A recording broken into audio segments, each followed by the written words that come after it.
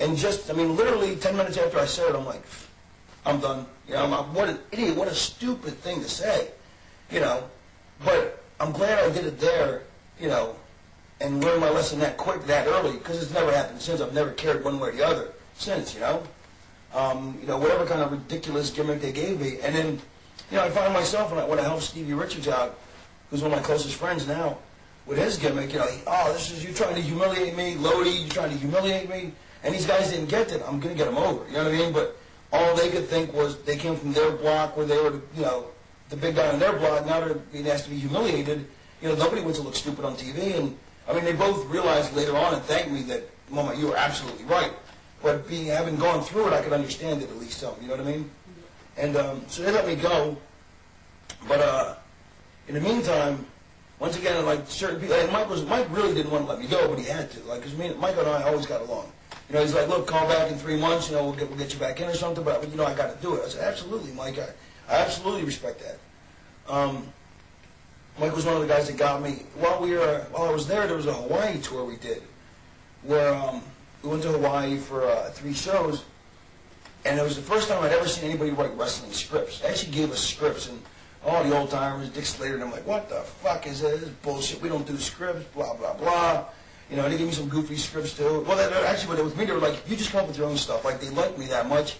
You know, just pile some more heat on top of me. You know what I mean? Then they had me beat Mike Graham, you know, clean with a drop kick or something. Pile some more fucking heat on me, you know? I mean, they didn't mean to. And you know, yeah, so anyway, so these 3 guys fucking booked the tour. And while I was there, they also brought other people from other places. One of the guys they brought was this guy, Moose Morowski, who an old-timer who was working out of Vancouver. So he said, look, man, I really get your thing. He goes, if you ever want to come, that's when I was working at Scotty Nabani, by the way, as this pretty boy chicken shit heel. Because if you ever want to come work in Vancouver, call me up. So that's the first thing I did was call him up. He's like, absolutely, come on up. So I get in my car, I drive from West Palm Beach, one corner of the country, all the way to Vancouver, Canada, other corner of the fucking country. I get there, and they make me a baby face. And they wanted to make me like a tag team, like, and have another guy, like, and it calls like Chip and Dale or something, just fucking some stupid ass fucking shit. And it's some stupid ass shit. And it was Al Tomko's promotion. And all Al used to do was, am I still in focus? Yep. All right. And all Al used to complain about was, man, that fucking Vern Gagne, all fucking Vern does is push his son Greg. Greg's too fucking small, fucking Vern, fucking Greg.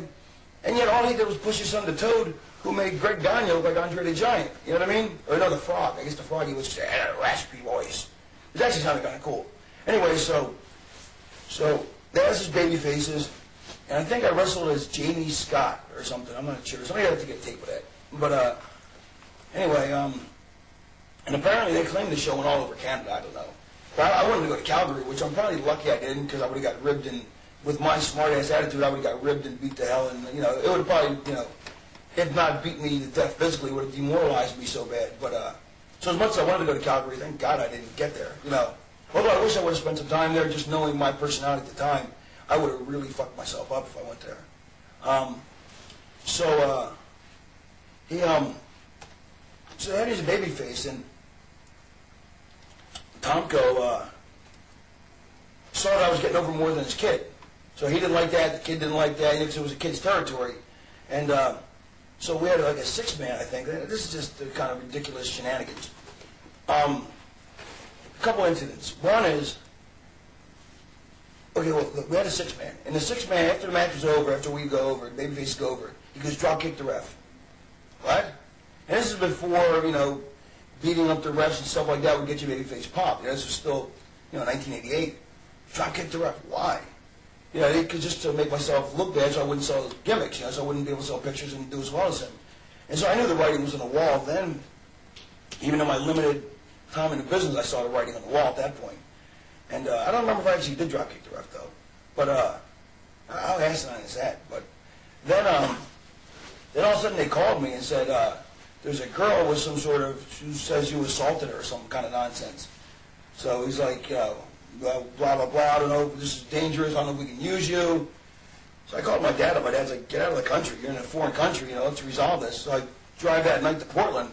And I thought Portland started at 6. So my dad, so immediately Monday, he calls the lawyer. This was a Saturday. calls a lawyer, alert, there's no girl, there's no case, there's no, you know, it's just a complete fictitious thing that they had made up to get rid of me, you know what I mean? Which is just fucking bullshit, you know what I mean?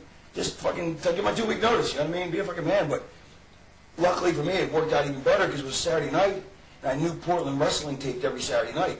So I was like, fuck, I'll drive over the border, I'm fucking racing to Portland, try to get there before the show gets over. I think it's like a 3-4 hour drive. No, wait, hold on. It's 3 to Seattle, it's probably like another hour and a half to Vancouver, maybe a 5-hour drive. Pretty far. And so I'm racing there. And I know Piper is co-booking it, or is the booker. He's like, because it's his hometown. I don't know if he was, I think he was still with Vince, but he was like, wasn't doing much, or I don't know, maybe he was making movies at the time. But he was booking when he was in town. So I get there as fast as I can, and I get to the front gate, to the front door to get in, and I see Barry Owens is Don's kid. Don Owens is the promoter. So if I forget, if I mention names that don't have any resonance, just say who are they again, you know what I mean? Yep. But Barry Owens was Don Owens' kid, and Don Owens was the promoter. And he's like, all right, that'll be $7. I was like, no, I wrestle, you know, I want to come in and talk to them, you know. I wrestled in Florida Championship Wrestling, I wrestled, just came from Vancouver, you know, commentated with Gordon Solie. He's like, that'll be $7. I was like, there's $7. So I go over where the dressing room area is, but they won't let me in right there, you know, because I mean, and it's kind of weird. It's like it's a converted bowling alley. They made it into a wrestling arena, and it was phenomenal to work there. I mean, it was just acoustically somehow all the sound, like the rings in the center, and all the sound would go in, but it was loud as fuck. And like you could actually call spots like out loud if the crowd was roaring. You could just talk like this, like how we're talking, like maybe not quite this loud, but and just call your spot, and they couldn't hear you. Sound didn't go out. It was really cool. And so I see Rex King come out of the dressing room, and me and Rex knew each other from Florida Championship Wrestling. And he's like, hey, yeah, Scotty, blah, blah, blah. You know, hey, I'll get you back there in a meeting with Lenny, because Lynn Denton was the booker. Then David Sierra comes out, and who I knew from Florida as well. I only met him once because he wasn't working in Florida at the time. You know, like he pretty much either worked Florida, Puerto Rico, or Portland was where Dave always worked, one of the 3 territories. Always did really well, you know, for the small territories. And or Fidel Sierra or Fidel Castro, whichever, you know, name you used. I was like Dave. And I found out that Dave actually was the one who pushed it, told Lenny to hire me. This is a good kid, hire him. Although Lenny actually never told me that. But I found that out later. And finally the show's over. They called me. They said, all right, let me come into the back of the dressing room then. And so Piper's there, and so Piper's coming in. Where's that kid? So like Piper sits down next to me. He's like, so kid. And he's like, so kid. And he's like doing this, like, because it's like an old timer thing. Like they want to see if you got any muscles under. Like, you know, if you're Bill, it'd be just some fucking string beanie kid. You know what I mean? So it's like, so kid. It's like an old timer thing. I always thought that was funny. You know what I mean? Oh, let me see, kid. You seem like a pretty stout kid. You know, because anybody can look halfway sized, you know, in a pair of clothes. You know, there's some clothes. So he's like, all right. He goes, what can you do? I said, well, I work as a heel. I said, I did commentary with Gordon Solie in Florida. And that did something for it right there. Like, that sold him on me. Like, if Gordon's going to let me do commentary with me, I got to have some kind of talent. So he goes, you know what? You're going to be the first heel commentator in the history of Portland wrestling. I'll give you 3 weeks to get over it.